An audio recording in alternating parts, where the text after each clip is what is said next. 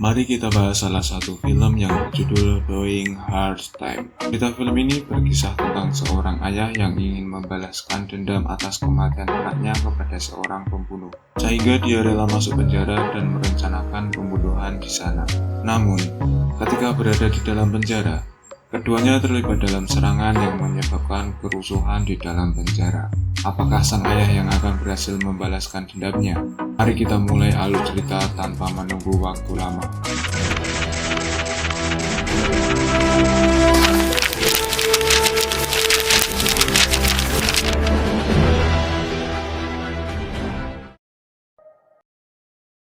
Kisah dimulai dengan kejar-kejaran antara dua gangster, Curtis Craig yang terkenal dengan bisnis narkoboy, dan sahabatnya Arman. Perselisihan mereka bermula saat Arman gagal membayar hutang kepada Craig. Kejar-kejaran itu berujung tragis. Tanpa sengaja, salah satu peluru yang ditembakkan mengenai seorang anak kecil yang sedang merekam insiden tersebut menggunakan kamera. Akibatnya, keduanya berhasil ditangkap dan diamankan oleh polisi.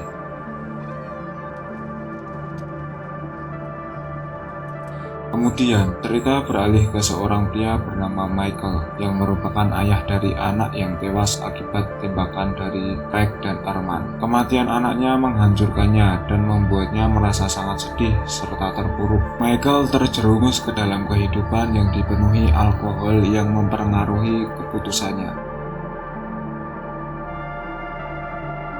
Saat diinterogasi, Craig dan Arman dimintai penjelasan mengenai perbuatannya. Dengan berani, keduanya mengeklaim bahwa mereka tidak terlibat dalam penembakan terhadap anak tersebut. Bahkan, Arman bersikeras bahwa ia tidak menyadari bahwa aksi mereka telah menyebabkan kematian seorang anak kecil.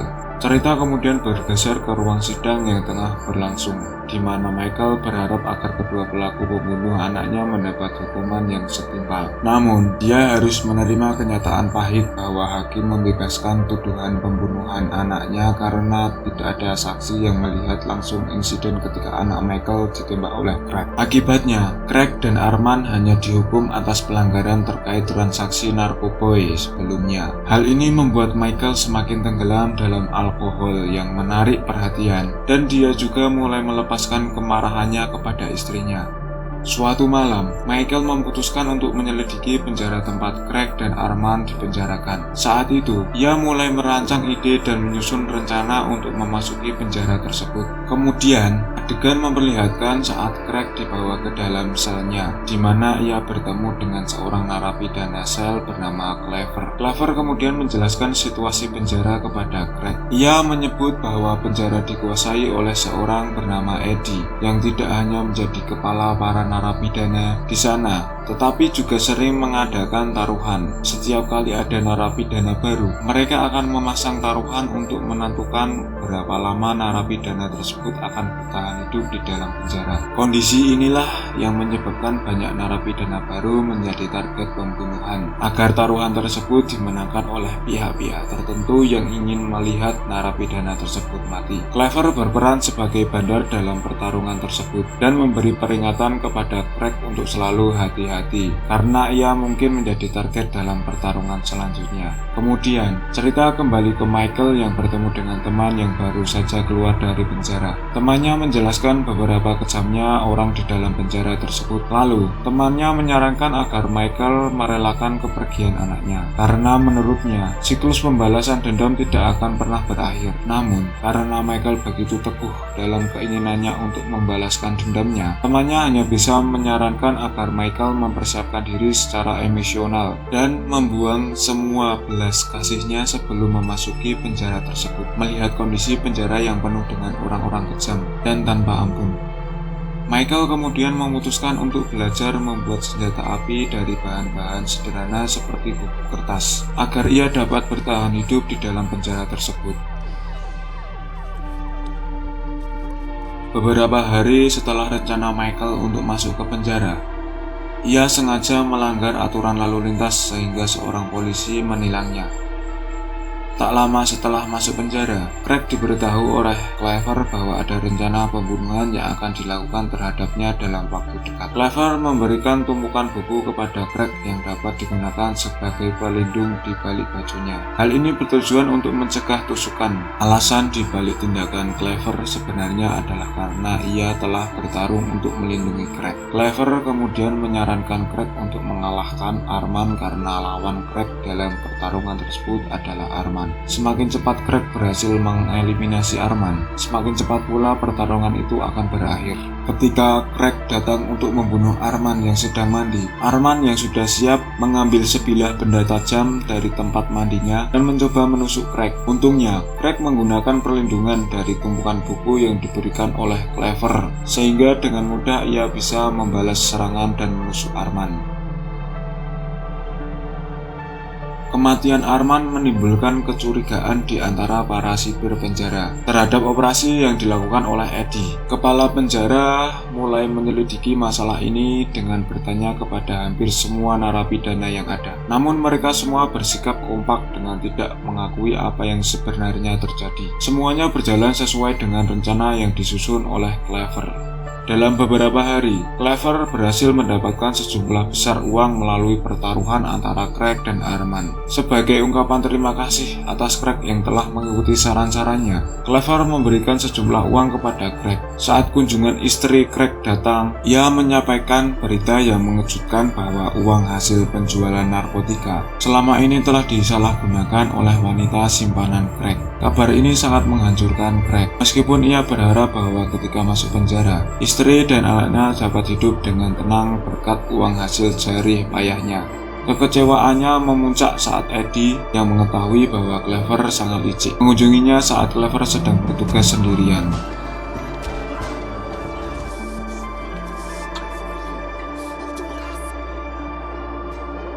Setelah baru saja masuk penjara, Michael harus bertemu dengan petugas psikolog penjara. Setelah tiba di sel tahanan, Michael berkenalan dengan sesama narapidana bernama Small, seperti yang dilakukan oleh Craig dan Clever sebelumnya. Small memberitahu Michael tentang situasi di penjara tersebut. Namun, kali ini Eddie meminta semua narapidana untuk mengajak Michael bergabung dalam komplotan gengnya. Ketika Michael dibawa untuk bertemu langsung dengan Eddie mengungkapkannya niatnya untuk mengajak Michael bergabung dengan gengnya. Hal ini didasari oleh ketertarikannya pada latar belakang Michael, terutama insiden di mana Michael sengaja melukai seorang polisi. Eddie juga menyadari bahwa tujuan utama Michael memasuki penjara adalah untuk membunuh Craig, orang yang telah membunuh anaknya. Meskipun keduanya memiliki dendam yang sama terhadap Craig, Eddie melarang Michael untuk melaksanakan rencananya saat ini. Hal ini dikarenakan ia dengan gengnya memiliki rencana tersendiri untuk menyiksa Craig. Mendengar hal itu, Michael memutuskan untuk tidak terlibat dalam geng Eddie. Menurutnya, ia ingin menyelesaikan dendamnya sendiri dengan tangan sendiri. Di suatu tempat lain, seorang inspektur kepolisian datang untuk mengunjungi rekannya yang terluka. Terungkap bahwa rekannya adalah seorang polisi yang sengaja dilukai oleh Michael agar Michael bisa masuk penjara. Akibat perbuatan kejam Michael, rekan polisi tersebut kini harus menggunakan kursi roda. Polisi itu kemudian meminta bantuan inspektur untuk membalaskan dendamnya kepada Michael. Inspektur yang terjepit antara pilihan-pilihan terpaksa menyetujui permintaan rekan polisinya untuk mendapatkan bantuan. Kembali ke dalam penjara, Michael dan Craig tanpa sengaja bertemu di kamar mandi saat keduanya sedang mandi bersama. Di momen itu, Michael memberikan peringatan kepada Craig, menegaskan bahwa ia akan menyelesaikan dendamnya dengan sungguh-sungguh. Craig mencoba meredakan Michael dengan mengungkapkan bahwa dia tidak pernah bermaksud menyebabkan peluru itu mengenai seorang anak. Namun, Michael yang dipenuhi dengan rasa dendam hanya menatap Craig dengan tajam, menunjukkan keinginannya untuk segera melampiaskan amarahnya. Di dalam kamar perawatan, Clever sibuk merencanakan balas dendam terhadap Eddie sambil memegang sepotong pecahan kaca. Ia menunggu kesempatan untuk melaksanakan rencananya saat keluar dari perawatan di rumah sakit. Craig mencoba menimbulkan masalah lagi dengan Eddie, mengajaknya berkelahi 1 lawan 1. Namun ajakannya ditolak mentah-mentah oleh Eddie. Di sisi lain, Michael bertemu dengan salah satu temannya yang membawa peluru untuk senjata rakitan yang akan dibuatnya. Mereka melakukan transaksi secara rahasia dengan menukar sepatu diam-diam. Saat itu, teman Michael mengungkapkan bahwa dia tidak pernah menyangka bahwa Michael akan melakukan sesuatu seberani ini, hanya untuk melakukan balas dendam. Namun, Michael hanya merespon dengan mengutip ayat dari Alkitab yang berbunyi, "Mata selalu diganti dengan mata." Setelah beberapa hari, Clover dinyatakan pulih sepenuhnya. Dia kembali ditugaskan sebagai anggota kantin yang bertugas membagikan makanan kepada narapidana lainnya. Sesuai rencana rahasia, Clover diam-diam menaruh serpihan bubuk kaca di minuman Eddie. Saat Eddie meminumnya, semua narapidana yang menyaksikan Eddie langsung tumbang dan meninggal. Memanfaatkan kekacauan tersebut, Michael dan Craig terlibat dalam insiden ini, mencoba untuk saling membunuh. Beruntungnya, para sipir penjara berhasil menghentikan perkelahian mereka berdua, sehingga Michael dan Craig diisolasi. Saat berada di sel isolasi, Craig mulai mengingatkan kenangan bersama istri dan anaknya perempuannya. Hal ini membuatnya merasa sangat bersalah karena telah meninggalkan mereka ketika dia masuk penjara.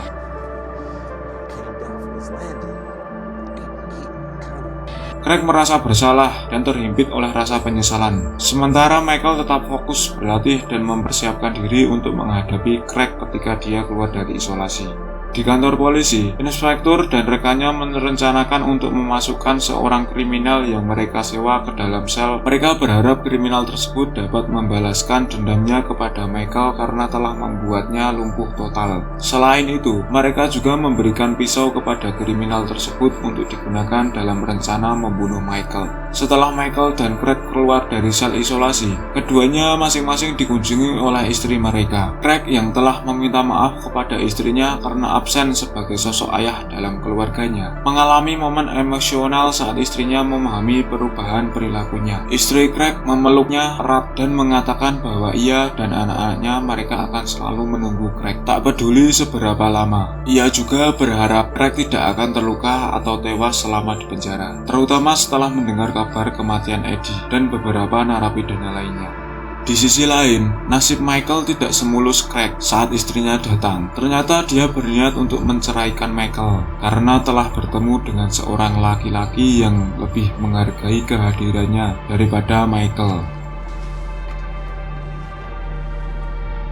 Ketika malam tiba, Craig menyadari bahwa Michael akan melancarkan rencana untuk menyerangnya malam ini. Seorang sipir yang telah disuap oleh Michael masuk ke sel Craig dengan bermaksud membawanya pergi ke belakang. Craig pun mengambil sebilah pisau untuk berjaga-jaga. Namun, setelah beberapa saat, perkelahian antara mereka tidak dapat dihindarkan. Mereka berdua terlibat dalam pertarungan yang sengit, meskipun senjata yang mereka siapkan sudah terjatuh. Latihan yang mereka lakukan ternyata tidak sia-sia, dan mereka bertukar pukulan dengan intensitas tinggi. Namun, Michael masih belum dapat mengimbangi Craig dalam hal stamina.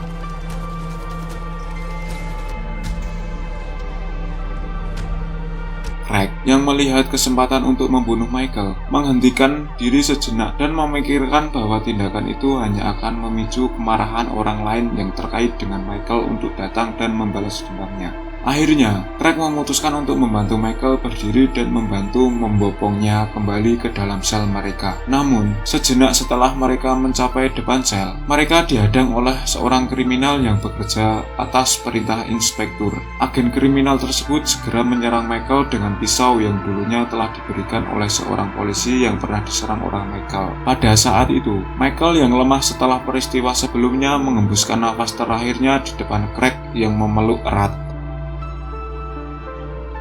Pada akhir film, setelah 3 tahun berlalu, ditunjukkan bahwa Craig telah dibebaskan dari penjara. Dia pergi ke makam Michael dan keluarganya bersama istri dan anaknya. Di sana, Craig berbicara tentang bagaimana pertemuannya dengan Michael telah membuka matanya untuk hidup jujur dan belajar untuk memaafkan kesalahan orang lain.